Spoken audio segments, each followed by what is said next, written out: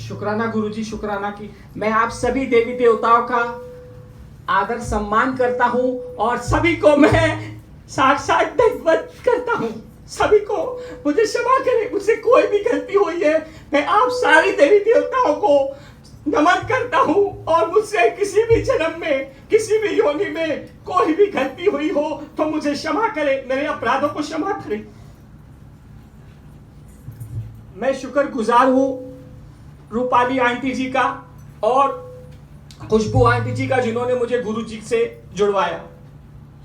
आज 1.5 साल हो चुका है आज मैं गुरु जी से जुड़ के, मुझे सिवाय गुरु जी के और कुछ पता ही नहीं है। मेरा दिन रात सुबह शाम मैं गुरु जी के साथ ही, भी एक घर अकेला मैं यहाँ रहता हूँ और मैं जैसे आप लोग चाहे मदर फादर भाई बहन हस्बैंड वाइफ बात करते होंगे, मैं सारा दिन गुरु जी से ही बातें करता हूँ, गुरु जी से ही बातें करता हूँ बस।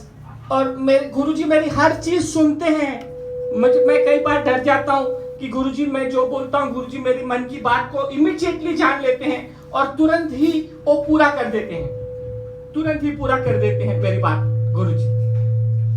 मेरे साथ मैं बचपन से जब से पैदाश हुआ था तब से ही मैं बहुत ज्यादा बीमार था।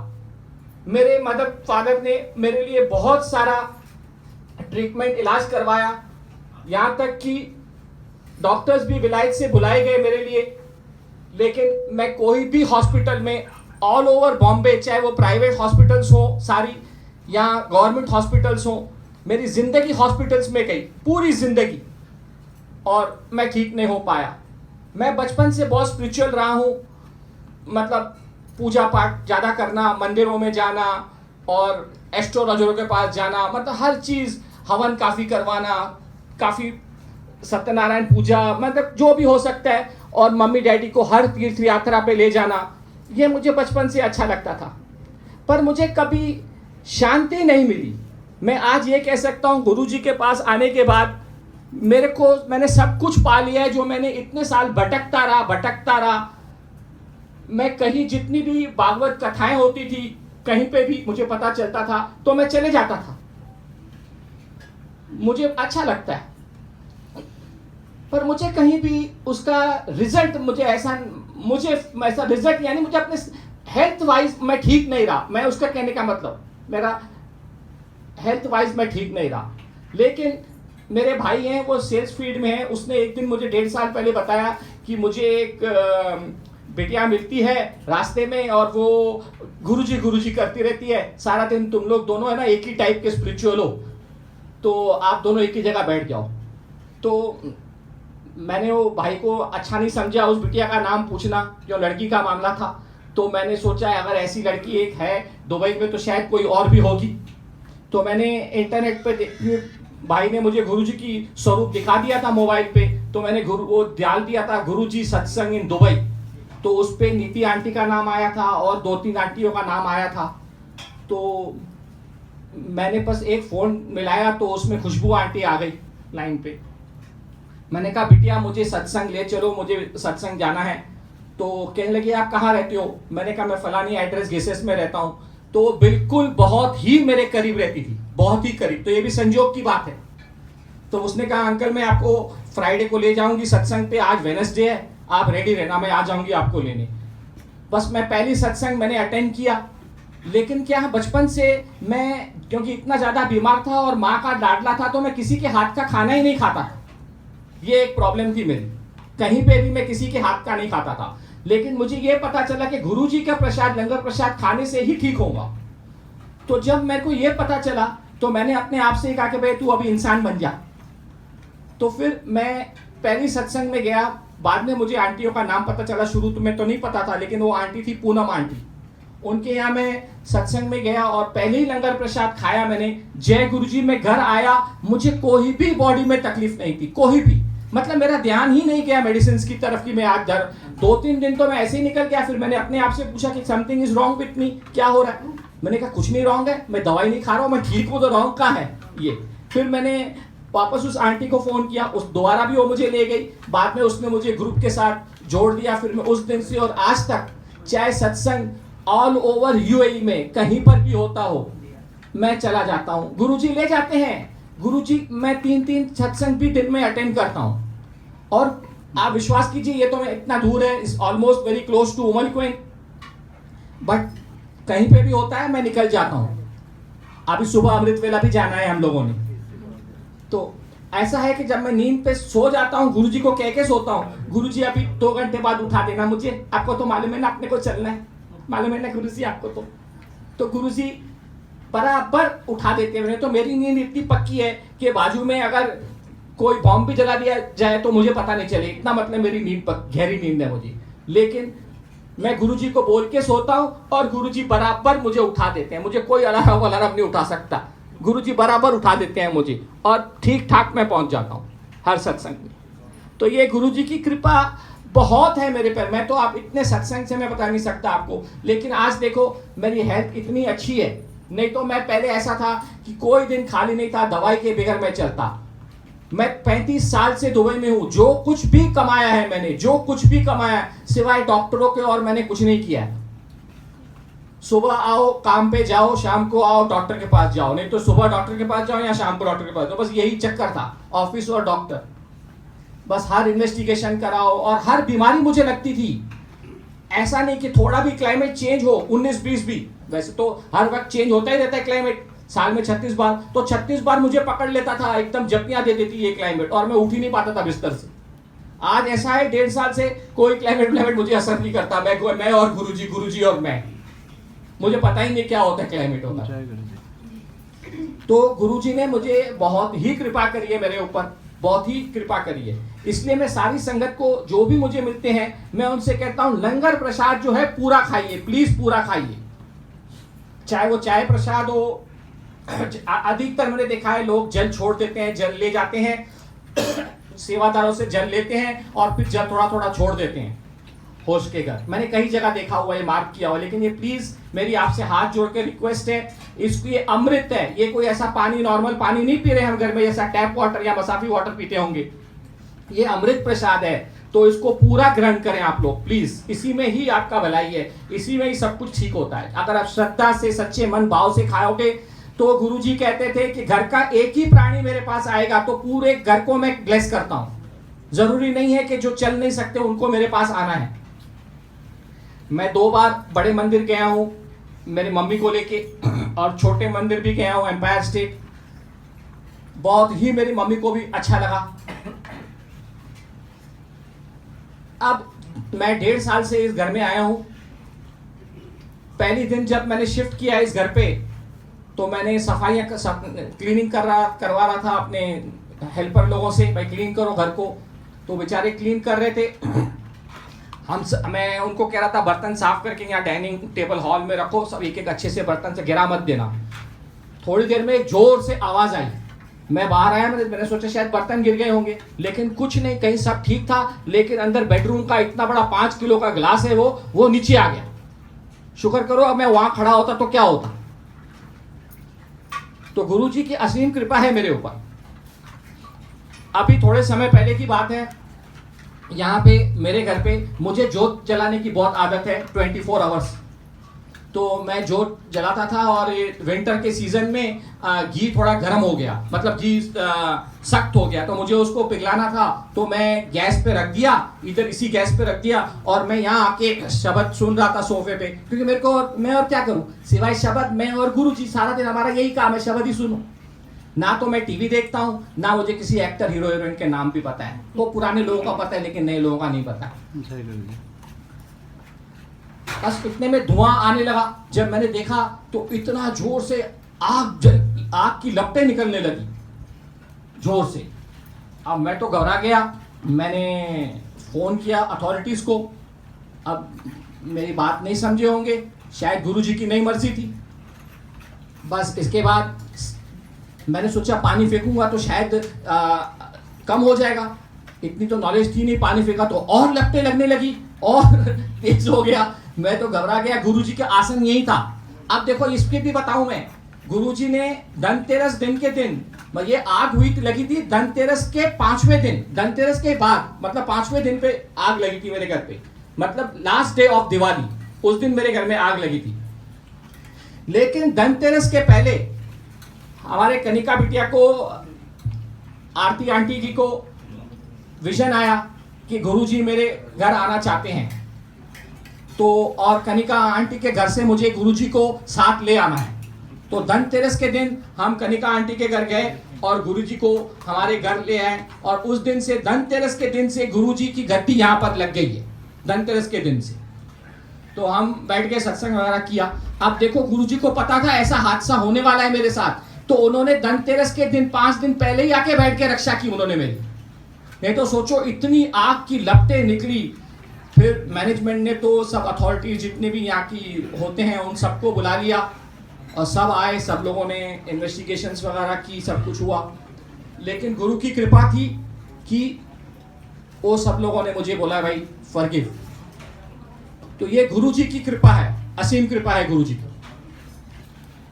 मतलब जितना बोला जाए उतना कम है। नहीं तो आप सोचो क्या हो सकता था, बिल्डिंग को भी ट्रबल हो सकती थी, गैस का चूल्हा नीचे था, इतना पानी पानी हो गया था पूरा घर स्प्रिंकलर टूटने के बाद कि पूरा सैलाब आ गया था। लेकिन गुरुजी की गद्दी को कुछ नहीं हुआ, कोई एक भी चीज, एक भी इलेक्ट्रॉनिक आइटम खराब नहीं हुई, ना पानी गया उसमें।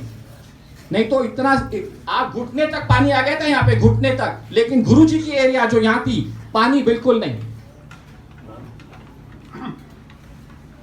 समझ गया? सिर्फ कारपेट था वो गीला हुआ बस, और कुछ नहीं। गुरुजी की गद्दी बिल्कुल नहीं, कहीं कुछ नहीं, कोई प्रॉब्लम नहीं हुआ। तो ये गुरुजी की कृपा है, जितना बोलो उतना कम है। मेरे से एक्सीडेंट्स भी बहुत सारे हुए हैं इन द लास्ट 1.5 ईयर।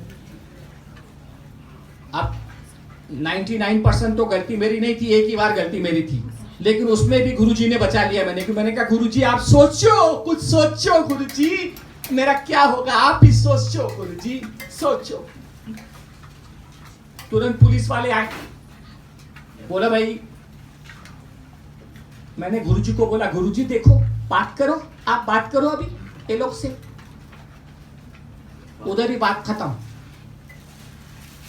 कोई फाइन वगैरह नहीं, कुछ नहीं, सब ठीक था।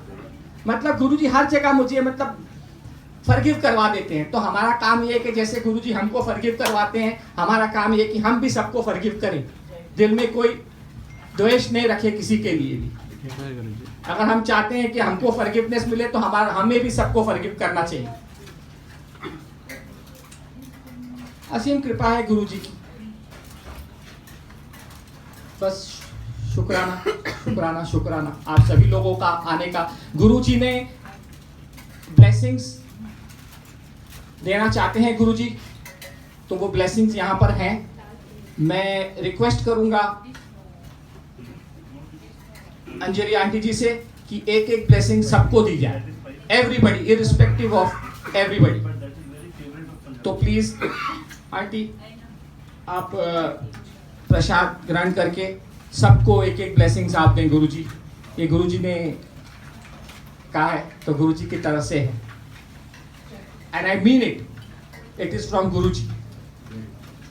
और मैं यहाँ पे हम लोगों ने अभी कुछ दो महीने होने वाले होंगे, सेवादारों की लिस्ट निकालते हैं गुरुजी का सत्संग करके, छोटा सा सत्संग करके, मंत्र जाप करके, वो हम लोग सेवा के नाम निकालते हैं, और जिन जिन का सेवा टर्न आता है उनको वैसे वैसे सेवा मिलती है। तो इसमें भी अच्छा है, गुरुजी हर चीज को देखते हैं और कंट्रोल, हर चीज गुरुजी देखते हैं। मेरे साथ तो गुरुजी, मैं अगर गुरुजी को कहता हूँ गुरुजी, मैं गुरुजी नीचे बैठे रहते हैं गाड़ी में मेरे साथ, आपको पता है? पता है आप लोगों को? हाँ जी। मैं बताता हूँ, मैं नीचे रोज सुबह गुरुजी को भोग देता हूँ, ऊपर तो देता हूँ, नीचे को भी भोग देता हूँ। गुरुजी नीचे बैठे हैं ना, भूख लगेगी। तो मैं गुरुजी को एक बार बोला गुरुजी आप सोचो अगर लिफ्ट बंद हो जाए तो क्या कहोगा, मेरे को तो नीचे आना ही पड़ेगा। अरे बाप रे, गुरुजी ने लिफ्ट ही बंद कर दी। मैंने कहा गुरुजी ये क्या कर दिया, अभी तो 17 माला मेरे को उतरना पड़ेगा। 17 माला उतर के गया मैं। अब मेरा माइंड खराब था, दो भोग की 2 आइटम ले जानी थी, मैं एक ही ले गया, 17 माला उतर गया। अब फिर मैंने कहा अभी गुरुजी वो एक आइटम तो फिर से लानी पड़ेगी ना मेरे को, तो वापस जाके लानी पड़ेगी गुरुजी, लानी पड़ेगी। फिर मैं ऊपर आया 17 फ्लोर क्लाइम करके, फिर नीचे गया 17 फ्लोर क्लाइम कर उतर के, फिर मैंने कहा गुरुजी अभी कुछ करो, आप सोचो, देखो मेरे मुंह से निकल जाता है, आप कुछ करते हो, लेकिन अभी इतना मत करो, मेरे को प्लीज अभी ऊपर लिफ्ट में ले चलो। तुरंत लिफ्ट चालू हो गई। अभी मैं गणपति बाप्पा मोरिया, मैं अपने घर में गणपति बाप्पा जी की स्थापना करता हूँ हर साल। बचपन से मैं करता आया हूँ, जब से मैं शायद 7-8 बरस का था तब से मैं करता आया हूँ घर में। मैं दुबई आ गया, फिर पीछे से मम्मी करती थी। अभी मेरे को लगा 3 साल से कि मैं गुरुजी का स्थापना यहाँ अपना खुद अकेले कर सकता हूँ, मुझे करना चाहिए। तो फिर मैं 3 साल से अभी शुरू किया है।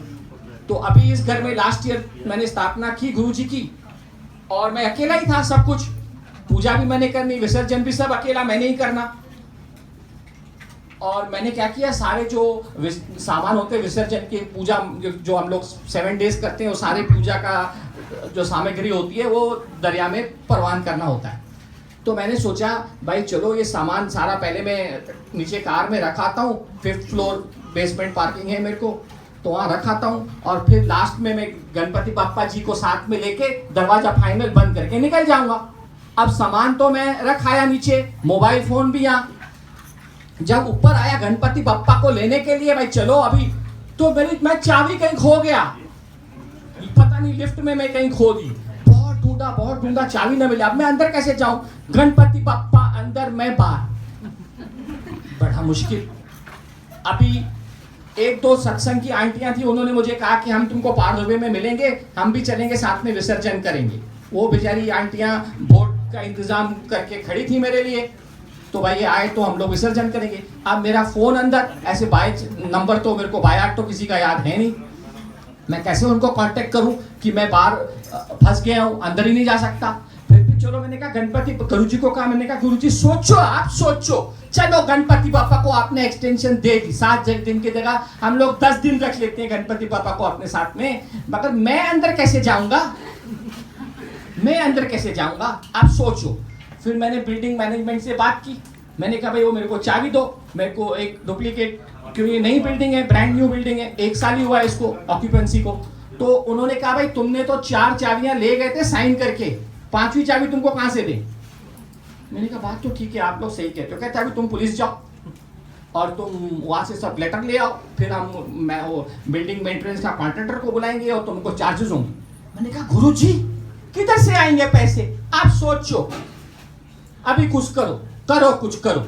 फिर मैंने वो नीचे जल्दी, वो जो मैनेजमेंट का जो मैनेजर है उसको ही मैंने बोला रिक्वेस्ट करता हूँ आप लोगों से, प्लीज मेरा गणपति बाप्पा अंदर है और मैं बाहर हुआ, मुझे जाना है, मेरी उधर संगत खड़ी है, मुझे जाना है प्लीज। तो मुझे पता है ये बिल्डिंग नहीं है, तो इनके पास तो नीचे कम से कम 1500-2000 से ज्यादा तो चाबी गुच्छे लगे हुए हैं नीचे। मैंने उससे कहा तू देख, एक चाबी कोई भी दे दे गुच्छा, गुरुजी इसी चाबी से खोल देंगे, मैं तेरे को जरूर बोलता हूँ खोल देंगे, प्लीज तू मुझे दे दे, कोई भी गुच्छा तेरे को देना है वो दे दे, तू कोई भी गुच्छा दे दे, तेरा मन करता है। उसने एक गुच्छा दे दिया मुझे, मैं आके बोला गुरुजी अभी कुछ कर रहा हो, एक लगाया तुरंत दरवाजा खुल गया, तुरंत जय गुरुजी। तो गुरुजी सुनते हैं, आप मेरी बात समझ गए कि नहीं, गुरुजी बहुत सुनते हैं, तुरंत खुल गया। मैंने कहा हाँ भाई ये ठीक है गुरुजी, चलो ठीक है। और मैं जितने भी सत्संग कई बार जाता हूँ ना, तो अधिकतर तो मुझे सारे लोकेशन पता होते हैं, लेकिन कभी कभी कोई लोकेशन मैं गूगल का ज़्यादा हेल्प लेता हूँ। जैसे खनिका आंटी जी का लोकेशन पहले जाता था, बहुत तकलीफ होती थी, वो घुमा के वाला है ना, राउंड। तो मैं पहले सोचा उनके घर जाता हूँ, गया सत्संग पे, अब उनके घर हूँ लेकिन वो घर ही नहीं मिल रहा है, वहाँ पे घुमा दिया 20 मिनट, अब मेरा पेट्रोल भी खत्म हो रहा है। मैंने कहा गुरुजी अभी पेट्रोल खत्म हो रहा है, आप खुद सोचो, मैं कहां से धक्का दूंगा गाड़ी का, मैं तो एक गिलास पानी नहीं उठाता, तो ये गाड़ी को धक्का कौन देगा, और बीच में खड़ी हो गई तो पुलिस आके फाइन दे देगी मेरे को। आप कुछ सोचो गुरुजी, कुछ सोचो, पहले तो मुझे अभी पेट्रोल पंप दिला दो, मतलब मैं पेट्रोल भर दूं, इसके बाद मैं सत्संग पे जाऊं। फिर पेट्रोल पंप नजदीक आ गया, और फिर सत्संग में जब मैं पहुंचा तो लंगर चालू था, तो खैर लंगर तो मिल ही गया। उस दिन के बाद मैंने लोकेशन याद रख दिया, कहने कहा थी, तो प्रॉब्लम नहीं है उस बात का। लेकिन गुरुजी की असीम कृपा है मेरे पे, बहुत ही। अब मैं आप सभी लोगों से रिक्वेस्ट, माफी चाहता हूँ, मेरे घर छोटा है, आप लोगों को कुछ असुविधा हुई होगी, इनकन्वीनियंस हुई होगी, बाहर खड़े होंगे, कोई कैसे भी खड़ा होगा, बैठा होगा, उस सब के लिए मैं आप लोगों से क्षमा चाहता हूं। आप लोग प्लीज, मैं आप सभी लोगों को देवी देवताओं की तरह आदर करता हूं। आप अपना लंगर प्रसाद ग्रहण करें और अंजलि आंटी से अपने ब्लेसिंग्स लिए बगैर न जाएं, प्लीज। सभी लोग, मीन सभी लोग। जय गुरु जी, जय गुरु जी। जय गुरु जी।